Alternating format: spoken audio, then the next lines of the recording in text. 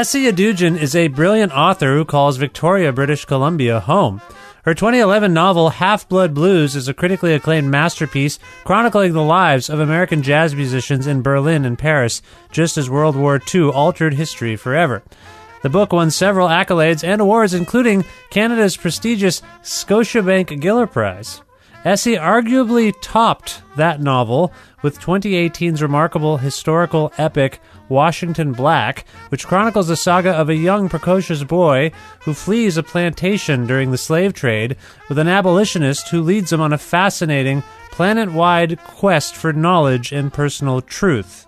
Washington Black also garnered worldwide acclaim, and again, in a rare feat, won Esi the Scotiabank Giller Prize.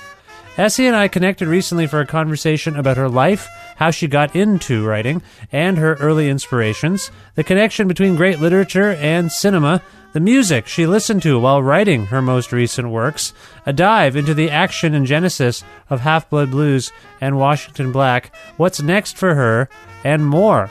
With the support of listeners like you who subscribe to this podcast and spread the word about it and make flexible monthly pledges at patreon.com/creativecontrol, plus in-kind support from CFRU 93.3 FM, Pizza Trokadero, The Bookshelf, and Planet Bean Coffee in Guelph, and Grandad's Donuts in Hamilton, this is the 463rd episode of Creative Control, featuring one of the world's most gifted writers, Esi Edugyan, with your host, me, Vish Khanna. Of course, the cart was hard, and it almost killed me up. But just to leave it go, boy, it was my cup. I've got those cold cart blues till I really don't know what to do.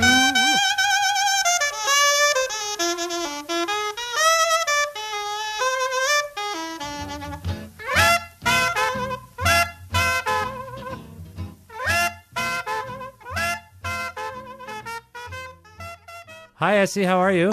Hi, Vish. I'm well. How are you doing? I'm very well. I'm very well. I shouldn't say I'm very well. I'm doing a thing in February where I try to go vegan for the month. Oh, okay. Are you a vegetarian? Have you experimented with anything like that? You know, I was a vegetarian for 7 years, but I did eat dairy at the time. Like I ate eggs and cheese. So it wasn't that big of a deal. I couldn't imagine going vegan. I think that would be quite a challenge. But I was a vegetarian or pescatarian for 20 years. Okay. And then I lapsed once my son. I have 2 children, and my son turned around 3. And then my wife has always eaten meat. And then the idea of having the time and the money to prepare separate meals for them and for me just went this. So I gave in a little bit, and that was in its way liberating. You said you were a vegetarian for 7 years, and then did you go, now you eat meat? Is that what happened?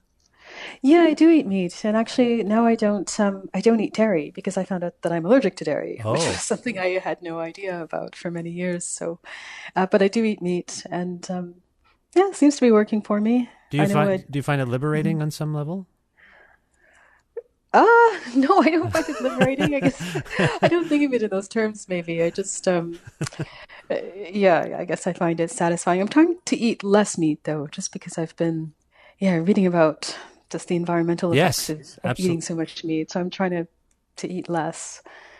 But it's kind of hard to get some of my family members to eat legumes. It's very weird. There's this whole mental block around legumes. Well, one of the reasons I'm endeavoring with this experiment, because I had a history of vegetarianism. In a sense, veganism is not that far a stretch from that. You just have to make your choices. But it was an ecological thing, and also I just hadn't been feeling well. And what I meant by liberating is, I will say that once I stopped being a pescatarian or vegetarian, it felt like I could eat anything, and I felt less like a pill. With people saying, you didn't make something for me. What? I started to feel that self-consciousness of like, I can't eat certain things and my kids are eating whatever they want. That's what I meant. So, right.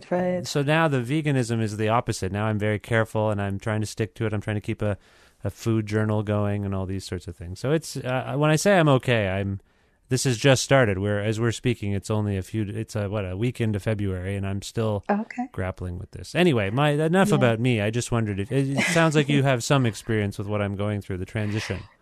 Yeah, I guess so. I discovered I was allergic to dairy and some grain and all of this, so that's been a challenge. But I feel like, I'm living in kind of the right place to be fussy about these kinds of things because everybody has some kind of food fussiness, it seems, like on the Yes. West Coast. So people are used to kind of making substitutions, and yeah, I don't feel like so much of a pill, as you Right. said. Yeah, it just went from Yeah. a pride. I was proud of my substitutions. I was proud. And then it went from like, it's a pain on some level. But now I'm back to feeling that pride again. Like I'm doing okay with it. You mentioned Oh, that's good. yeah, thank you. You mentioned you're on the West Coast. Where in the world are you today?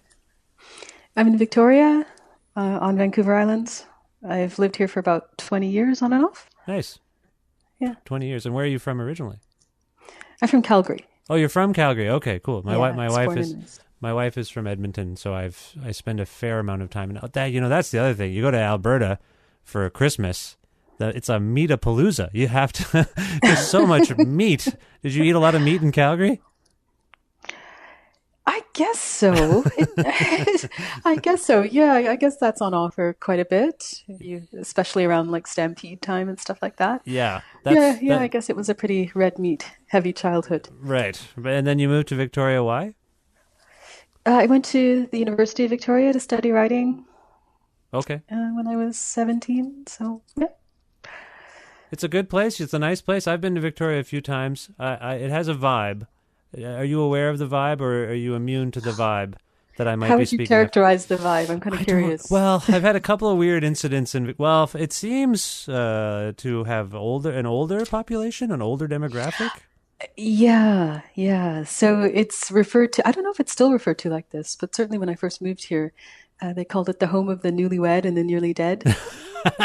and Yeah, that's and that's about right. yeah, I think that's still the vibe. Okay. Okay. Yeah, it's a good place to retire because the climate is lovely and you can sort of do stuff outside year round. And then you've got the university, which has just tons of people coming from other provinces and things like that. So there's like a really lively young population, I guess, Mm-hmm. in their 20s, and then a lot of people over 65 kind of thing. Yeah, I guess Yeah. it's like it sounds when you put it that way, it's basically like anywhere else. But one of the first times I was there, I went to a concert and it had a curfew, and I didn't understand like Yes. an early curfew too. Like it was a rock band from Chicago was there, and I was excited to see them, and they were told they had to stop at a certain time, and I just couldn't understand that. So Yes, there's a lot of that in terms of, clubs having to be closed at a certain time, and if they're not, then, there's a real fight to have them close earlier. It's very that always bothered me when I was younger. yeah, that does not sound like a fun place, does it? But you're enjoying it. I enjoy it. I'm old now. I don't do much clubbing. It doesn't affect me. You have nicely aged into living in Victoria, is what you're saying. I guess so. I live in a part of the city that's, I think it's the fastest growing part of, I guess, place in BC in terms of people moving out here and houses being built. And it's a lot of, I guess, people my age, Yeah. like sort of people with young families. And so that's my milieu. Okay. Okay. Yeah, All right. No, yeah, I it's didn't good. mean to. This was not an interrogation about your happiness. I feel you sound like you're centered and happy there. That's good. That's good. Yeah, I'm fine here. You It mentioned works. you mentioned the university and going there for creative writing. And before we're going to talk about at least your latest novel, Washington Black, which I just think is stunning, if I might say. From over the phone line here, just unbelievable book, if Thank I you. might say. And I mean, you don't need to hear this from me. You just won the Giller Prize. You win all sorts of awards. You know you're good, right? You know you're kind of good at this point. I would think. Can you admit that? Um, yeah, It's awkward. It's an awkward thing to admit, isn't it's it? awkward because, and I think with every book, you're learning how to write that particular book. So That's you don't fascinating. really feel good at that book while you're writing it. It's like a process of feeling your way through it. So, um, but yeah, I guess I've been doing it long enough that I've learned a few tricks. I'll You put have it that way. no, Yeah. yeah. It's and I mean Half Blood Blues as well. I mean these are the two works of yours that I'm most familiar with, and I just find them stunning. And I feel interrelated on some level, if I might say, and maybe we'll get into that. But I want to stop myself and go back to where I was first going with this question, which is, you went to, is it the University of Victoria? Is that the name of the school? Yeah, that's right. Right. So you went to that school for creative writing. Do you recall where the spark to get into writing kind of came from when you were a younger version of yourself, before you aged into the right age to live in Victoria, when you were presumably a teenager or what have you? When did you start to explore writing in your personal expression? I guess I was maybe about 13 when I'd always been a big reader. Like as a child, I'd kind of read everything, and my parents were very, I guess in retrospect, it seems like this was very beneficial, that they didn't really censor what we were reading. We kind of just took out whatever we wanted from the library. So I would read and read and read. And then I guess around 13, I started to jot things down, and, just like terrible poetry that I really hope I've gotten rid of. Like, nobody picks this up. Just like horrible stuff. But I really thought, okay, I'd like to write. I'd like to do that. But I didn't really think of it as something that you could do as a career until I was graduating from high school and had to figure out what I was going to study at school. And then I had a teacher who recommended that program.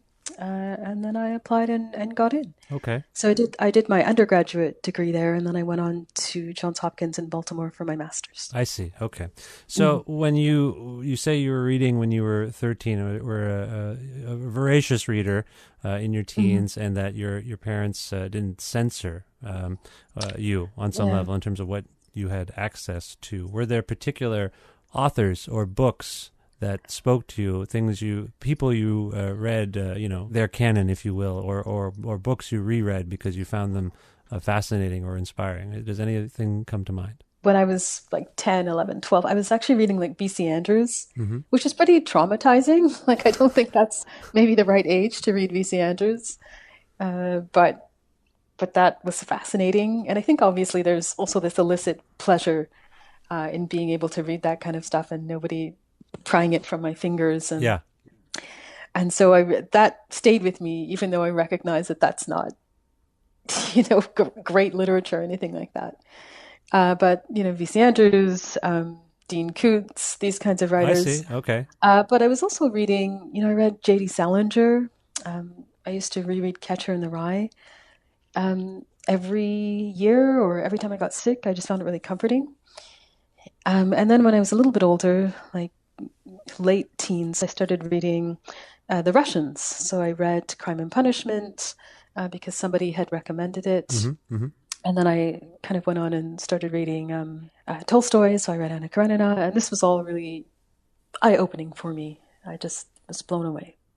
Eye-opening in what particular sense? I'm just curious if you can expand upon that, because that's, you talk about reading is for a lot of people a kind of escapism, and it takes you away and you enter a new world. But for you, it was world changing in that you mentioned earlier. I didn't think of this as something you could do as a career, but at some point that struck you that maybe it was possible. So on some level, it was escapism. On some level, it was a career route for you, and I find that kind of interesting. I don't know. Can you expand upon that? Was there a particular time in your life where you're like, you know what, I can do this. These people that I admire have done this and made a name for themselves and made a living. I'm going to try to do this. I think I can do this.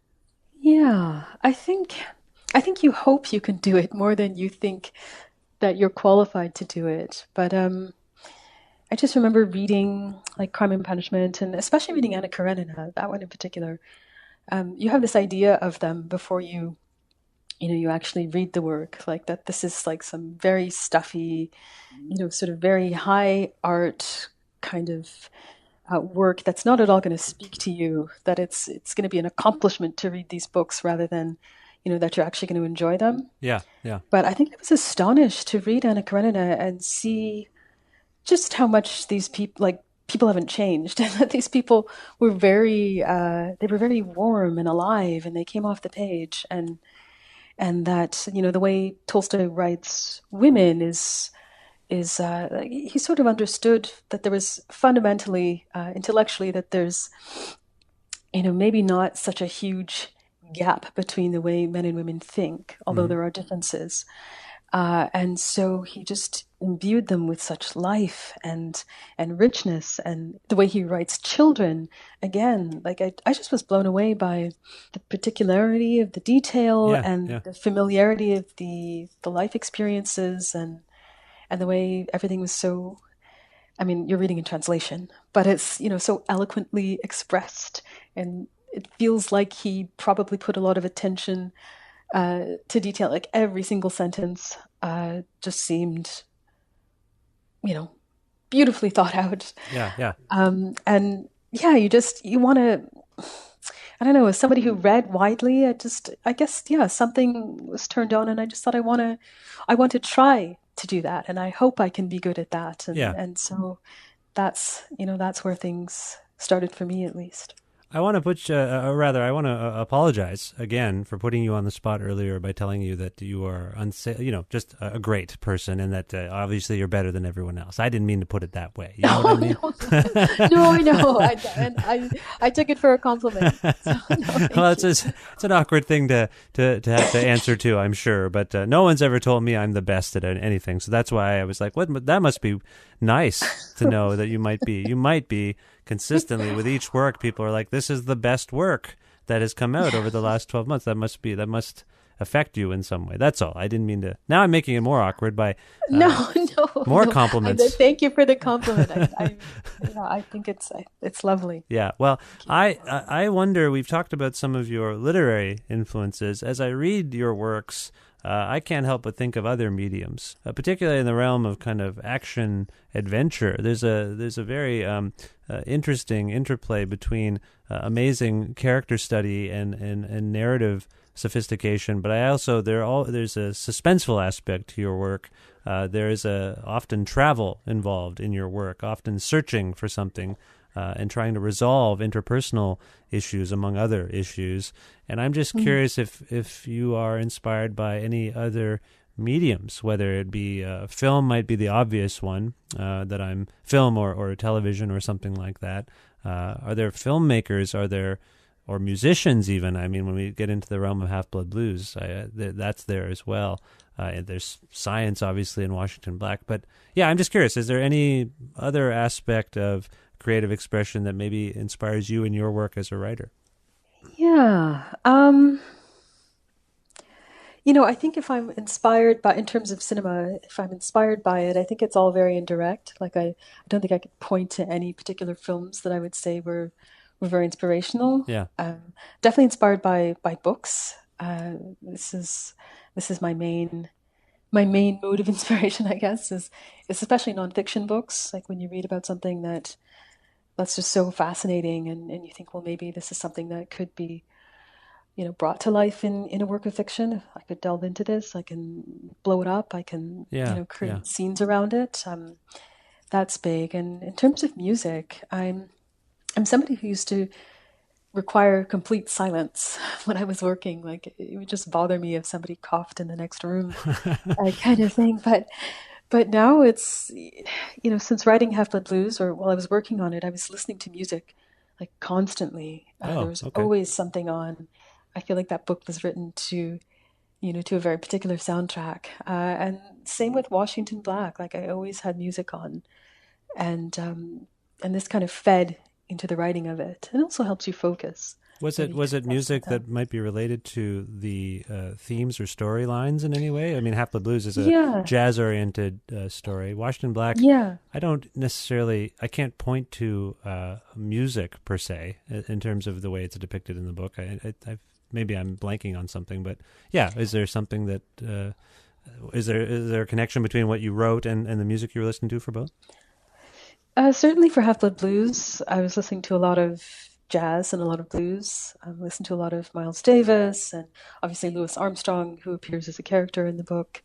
I listened to a lot of Ella Fitzgerald, like just, and Thelonious Monk for the experimentalism. Yeah. And I just listened to tons, and it just fed right into the the book. And for Washington Black, you would never guess. Like I listened to I listened to Bjork a lot. Yeah, there were just some particular albums that just had this kind of barren landscape sound to them, if I could put it that way. Yeah. That just seemed so fitting and just felt so cold and just got very into that. And things like Radiohead and such. I see, things that are stark but affecting. Yeah, that's a good way of summing it up. Yeah. Stark but affecting. Yeah. I can hear that in the landscape of the book now that you mention it. I didn't mean to, and I don't mean to harp on the connection between cinema and literature, but it occurs to me. I've asked authors about this on the show before, and in some cases, they're in the midst of having their novels or their writing optioned into TV shows, into movies. And one of the reasons I ask you this is because, films are written.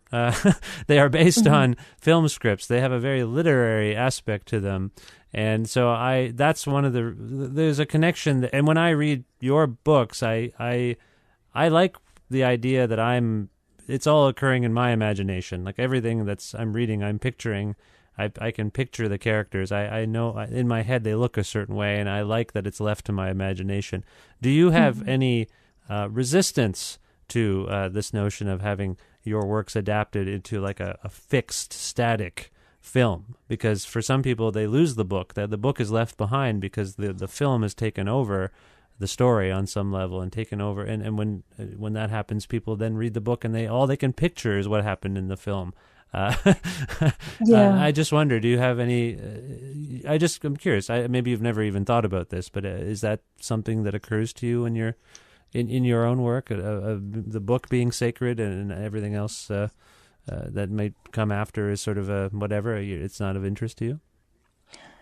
I think that screenwriting and cinema, like that's its own beast.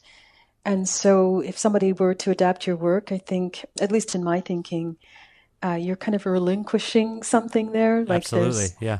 It becomes, whatever is produced at the end of that process is just a different piece of art to my thinking. Like it might share the same title or whatever, but it's its own thing, and it's probably a process that you shouldn't interfere with too steadily. Like this is somebody else's vision, kind of based on your work. But I see what you're saying about maybe that becoming the main narrative around your story, but it's nothing I've had to, certainly nothing that I've had to deal with myself up to this point. That's really... fascinating. I would think people would be clamoring to turn these stories into whatever, series or a film or something. Yeah. Well, Half-Blood Blues has been optioned. I think it's on its second option. But nothing has been made. Yeah.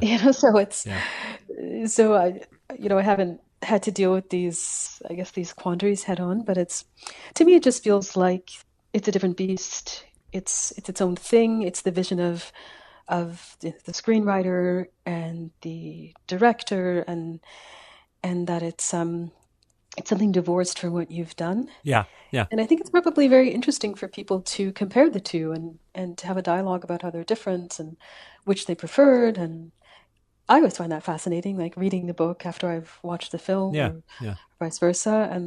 But it is true that you do kind of get a face in your head of the actor, and it's hard to shake that. But I don't know. I guess that's a risk. Yeah, absolutely. Well, I want to dig into Washington Black a little bit with you, and I thought, for the sake of people who haven't read the book yet, and also because I'm always wary of spoiling a book when I speak with authors on the show.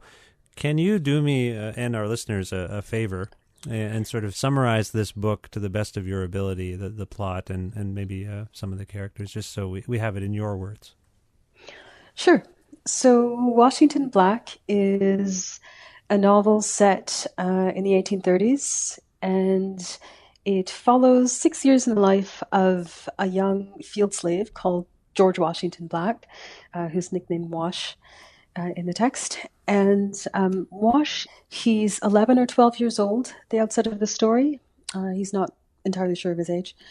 But he is, he's somebody who has been a field slave most of his life.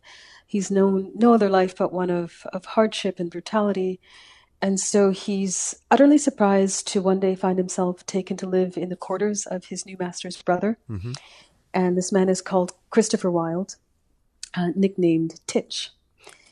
And it's through Titch removing Wash from his field work and teaching him how to read and how to draw that Wash starts to come into himself, come into his own as a person. Like he starts to feel his first stirrings of personhood, and he starts to recognize that he's gifted, and this is obviously something that utterly transforms his life, mm-hmm. and Titch's life as well. Mm-hmm, mm-hmm. So this is it is a story set in the slave trade, and Titch is an abolitionist. That should be said. Yes. So Titch Wilde is he's totally unlike any other white man that Wash has known up until that point. He's certainly the opposite of his brother as well. Yeah, exactly. So he's an inventor, he's an illustrator, he's a naturalist, but he's also an abolitionist. Right. And this is obviously the thing that that hugely changes the course of Wash's life. Yeah, and as I alluded to earlier, this becomes this kind of action adventure-y type of quest for both of them on some level. They travel. They must flee together. They are each searching for people in the end. Where did this story sort of come from for you? What were you already invested in these kinds of stories of the slave trade? I'm just curious how you conjured this. If you can articulate that, I know it can be difficult, but can you pinpoint where this story sort of came from, if you will? Yeah, definitely. I'm not somebody who was deeply read or had, was obsessed with stories of the slave trade. But what happened was I came across a reference to a man called Andrew Bogle. So I don't know if you know much about the Tichborne claimant trial. It doesn't sound. I've read a lot about this history, but I don't think that comes to. 20 years ago when I was in university, I took many such courses, but that's not coming to mind at the moment. Sure. So the Tichborne claimant affair was like this really infamous series of criminal trials that took place in England from about sometime in the 1860s until sometime in the 1880s, and it was a huge cause célèbre, which sort of pitted the gentry against the working class. Mm-hmm. But it centered around the disappearance of a young man called Roger Tichborne. Oh. And he was this bon vivant who was basically thinking he was going to do a world tour, and then he was shipwrecked off the coast of Argentina. But his mother refused to believe that he had died, because she was she was very attached to her son. Right. She was like unnaturally attached to her son, and just refused to believe that he perished. So she consulted a clairvoyant who told her that Roger was alive and well, and that she just had to find him. She just had to send out some letters and he would respond. Right. And so she did this. She sent out letters all around the world and got a response from Australia, from a town called Wagga Wagga. And it came from a man called Tom Castro, but he basically said that was an alias, and that he was Roger, and he was sorry that he had stayed away so long, but that and that he had been working as a butcher in a small Australian town, but that he was happy to come back and take up the mantle of the family estates and assume his inheritance. I see. Okay, so this is a heavy influence on the characterizations in your book. Yeah. So, his mother immediately believed that this was him, but she had like some modicum of sense rattling around up there, and she wanted to send an emissary out to this town to make the identification. And just, by chance, like 6 months before, their family servant, who was a man called Andrew Bogle, had retired to Sydney. And so she sent a letter to him asking him to go to go to Wagga Wagga and make the identification. Right. And Andrew Bogle he had been in the family service, as I said, for 4 decades. But he was an ex-slave who had been stolen off a plantation in the Caribbean by a member of the Tichborne household, who had been visiting one afternoon and for a few weeks, and I guess had taken a liking to this slave boy and decided to take him to England. And so I thought I was going to do the whole Tichborne story through the eyes of Andrew Bogle. But then I realized I was maybe struggling with, this litigation that went on for nearly 30 years. It just seemed unwieldy, and the story was just all over the place. And I realized I was much more interested in the mindset and the psychology of somebody who was like Bogle, not Bogle himself, but somebody like him, who would have had, his thinking would have been that he was born on this plantation, he would probably die on this plantation, and probably under unnatural circumstances, and that his life was just going to be one of great brutality until he died prematurely. Right. And so for him to be wrenched out of that and then, taken into worlds that were so entirely unlike everything that he'd known, that was what I was interested in. And then that ended up being the impetus for the book. Well, that's fascinating. That's utterly fascinating to me. There's also a strain of brutality in your book that is kind of jaw-dropping. The skirmishes, the violence the violence that's depicted even on the plantation. I mean, knowing that history the way I do, I wasn't surprised, but it's still jarring. Was that new for you to explore that? I mean, it happened a little bit in Half-Blood Blues too. When people fight in your works, things get messy. And I'm curious: are these things is that violence? Depicting that violence, is that a fun exercise for you? Do you have to gear yourself up to get into that section and be like, oh man, here we go? Yeah, it's definitely not fun. I think I think for both novels, Half-Blood Blues was set obviously in the period preceding the Second World War, and then this one, of course, set during slavery. Yeah. I mean, there are moments of violence that you can't shy away from. You have to depict them. Yeah. It's especially with something like Washington Black. I mean, I would have preferred not to have opened the book with scenes of great violence. Like, if you think about it just on a writing level in terms of attracting readers, I mean, this is something that's enormously risky. Yes, there's like from an aesthetic perspective, because people can just decide to stop reading. You have to, they have to put their trust in you. Yes. But it was really important for me to, as I started reading about how slavery manifested in the Caribbean and what this young man's life would have looked like it was really important for me to depict those details frankly and also to get them right. Like, not to invent cruelties, because that was totally unnecessary. I mean, the cruelties themselves were already so, just terrible. Yeah. And I felt like to honor those lives, it was important to depict them as they were, but also to depict them, period. Like, not to shy away, not to try and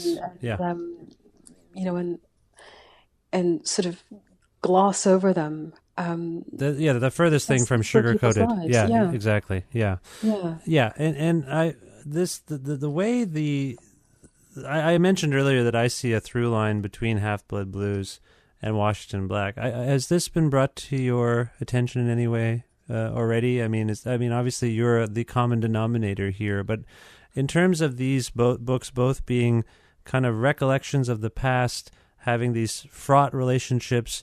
People searching for each other on some level, searching for people over unresolved issues regarding their relationships, and also kind of thinking about these people that were very important to them during formative moments in their lives. I mean, those kinds of things echo between the books for me. Has that occurred to you at all? No, I like the parallels that you're drawing because people do say, "Oh, yes, I see a parallel," but they never talk about it in terms of what you've just said, like this idea of these unresolved relationships and somebody, searching for somebody else and that sense of yearning and desire for closure. Yeah. Like I haven't heard that before. That's new, and I like that, and I think that's absolutely right.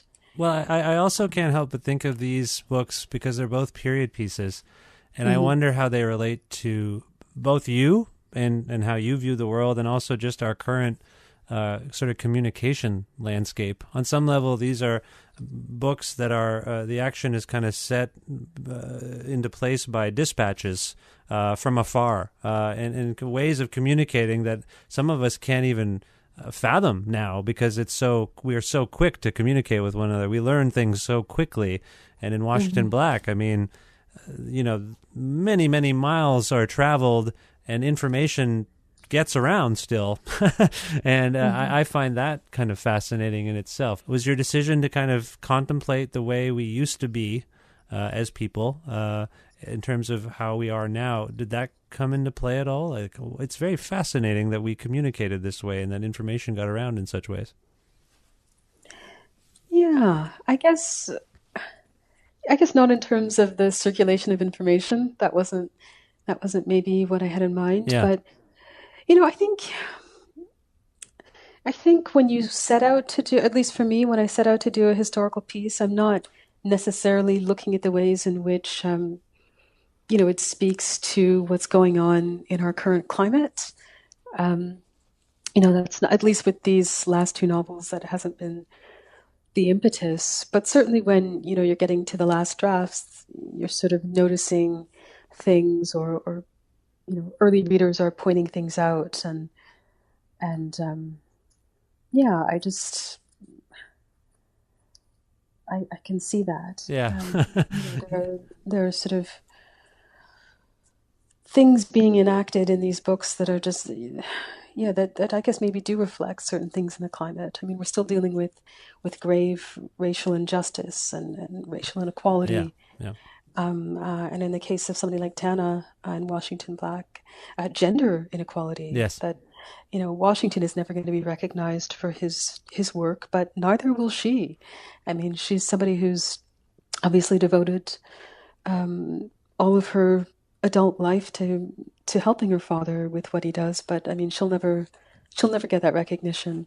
Yes, her father is, Um, just for people who haven't read it, is basically, well, how would you describe him? I don't want to mischaracterize his vocation, but he's a scientist. yeah, yeah, he's a marine zoologist, Right. which is what we would call like a marine biologist now. Right, right. So Yeah. you've got these in Washington Black and in Half-Blood Blues. You have these characters who are, in terms of skill, for the most part, they are at the toppermost of their fields, which I find interesting, but still not, still persecuted. They are precocious, but that's not recognized, particularly by white people. And that's, I mean, I understand where you're coming from with that, but that I will say also that the diction in Washington Black was fascinating. I found myself writing emails in the style of your book, and saying, Waterhouse. I couldn't help it. I don't know why. No, that's not what it's called. What's the name of a bathroom? That's not. I've said it wrong. Oh, like a water closet. Water closet. That's right. I don't know why I Yeah, said Waterhouse. That's weird. Although, so that must have been on some level kind of stylistically kind of fun for you to kind Oh, of yeah. employ this kind of diction in your work. Oh, completely. Yeah. And with Half the Blues as well. Like it's just there's a point at which the writing stops being like you're muddling your way through and it's kind of hard. And there's this point where it becomes just easy and like play and you know exactly how that character would express himself. Yeah. And so it was like such a joy to write in both of those voices, but especially, having just written Washington Black, like it was just so much fun to play with this 19th century diction and Yeah. voice, and it's hard to let go of. Like It I'm is. trying to move into something else that's absolutely, not set in that era, and it's so hard to shake that. But I'll need an exorcism or something. Yeah, no, I like I say, I found it myself. I was writing a press release or something for something, and I couldn't help but I wondered what the media might be thinking when I was writing in such a style. But one of the things I appreciate that you appreciate that I recognize this parallel between these two books, and I have kind of a personal question for you, because I do think in both of these books you seem fascinated by the nature of familial friendship. This notion of really having a close-knit kinship with someone who isn't necessarily your blood. And is that something you relate to on some level in your own life? Or because I've seen it happen now twice, where these characters are bonded with someone, in both cases for better or for worse, that they're not their family, but they feel as close to family as they possibly could to someone. Do you relate to that? Yeah, I mean, there's something about, especially like really long-term friendships, where, I mean, that is like blood in a lot of ways. Like it might as well be your blood. It might as well be your family, Yeah.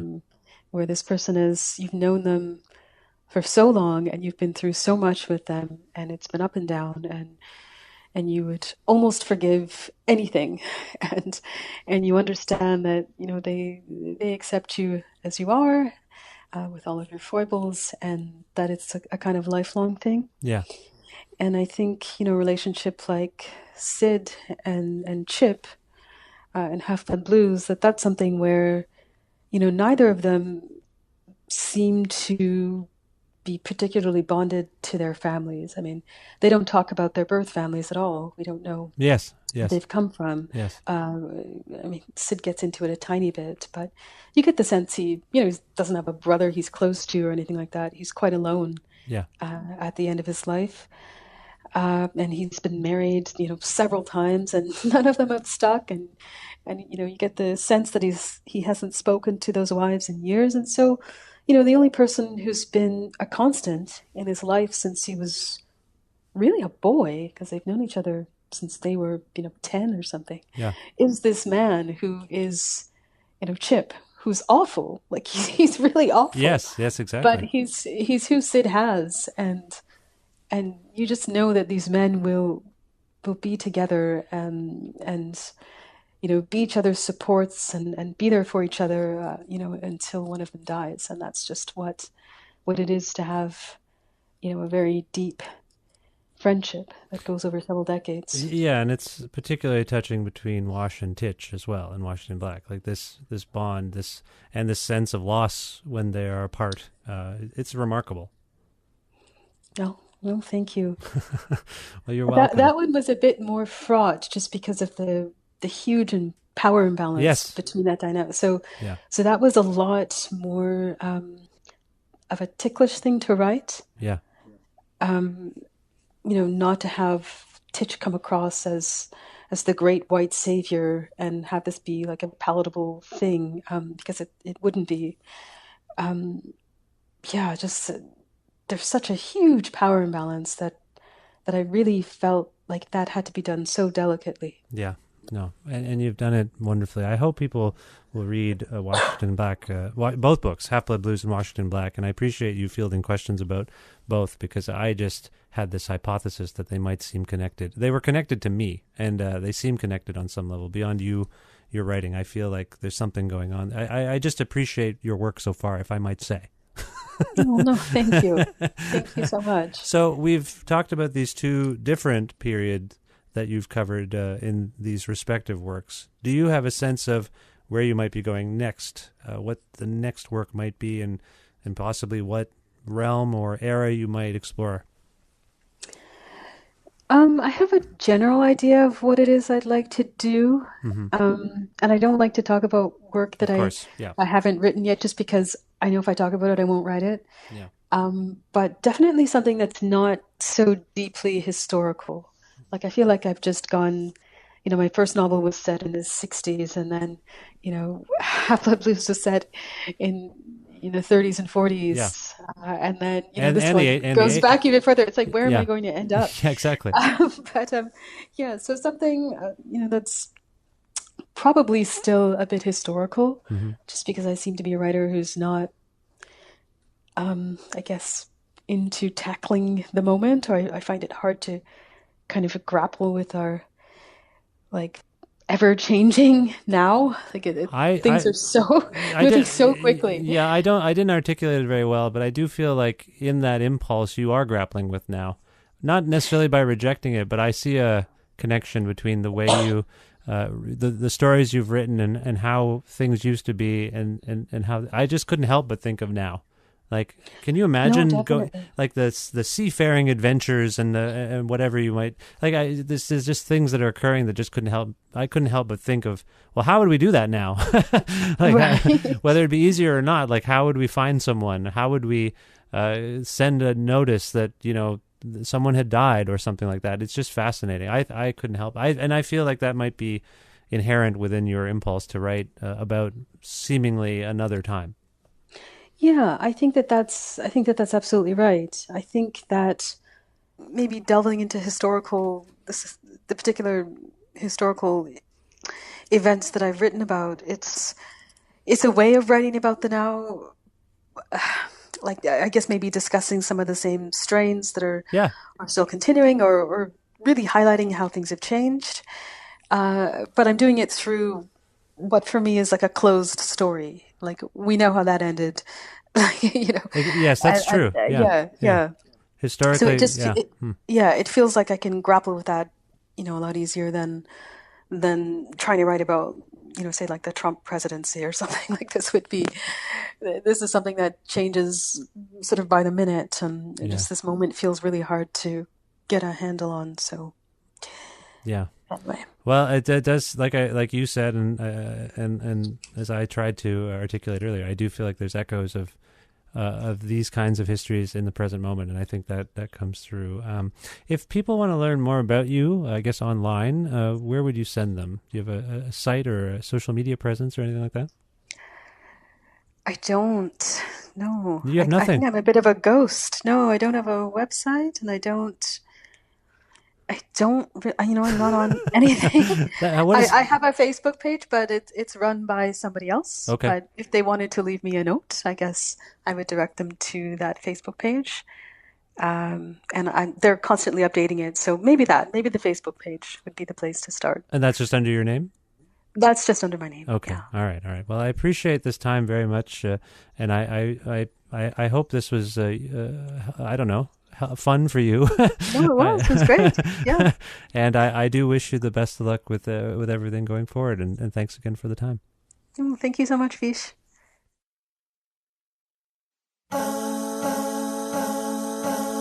Special thanks once again to Esi Edugyan for appearing on the 463rd episode of Creative Control, which is part of the Entertainment One podcast network and available on all podcast platforms. All of them. Every single one, I think. It's also on things you may not expect. Spotify, YouTube, Audio Boom. It's everywhere. It seems to be everywhere. If you can't find an episode that you're looking for, that you've heard about it, but you can't find it on any of the things, or if you want to learn more about me and sign up for my regularly scheduled newsletter, please visit my website, vishkhanna.com. You can like Creative Control on Facebook, follow the show on Twitter @VishCreative, or follow me @VishKhanna. You can listen to a radio show version of Creative Control on Wednesdays at noon Eastern Standard Time, around the world at CFRU.ca, or on an actual radio at 93.3 FM if you're in or near Guelph. Also, please visit patreon.com/Creative Control to make a flexible monthly donation to keep this podcast going. It's getting to the point where I could really use these donations to keep the show going and to feed myself and my family. So please, patreon.com/Creative Control to make a flexible monthly donation. If everyone who liked the show on social media and listened to the show pledged $2, I'd be fine. So think about that. If you and your friends all pledge $2, the show's doing just great. So again, patreon.com/Creative Control. Thank you very much to Pizza Trokadero, The Bookshelf, Planet Bean Coffee, and Grandad's Donuts for their in-kind support for this show. Thank you also to Jim Guthrie for his in-kind support of the show. He lets me use a song of his, The Rest Is Yet to Come, each and every week. Go to jimguthrie.org to learn more about Jim. And that's it. Thank you very much for listening to this show. I enjoyed speaking with Esi very much. These books are incredible. They really are. I hope I put that across to you during the course of this interview. I think I may have over-flattered her, and it was embarrassing for her maybe, but it's unbelievable writing. These books are great. So check out Esi and her books, and thank you for listening, and that's it. I have to go. Bye for now.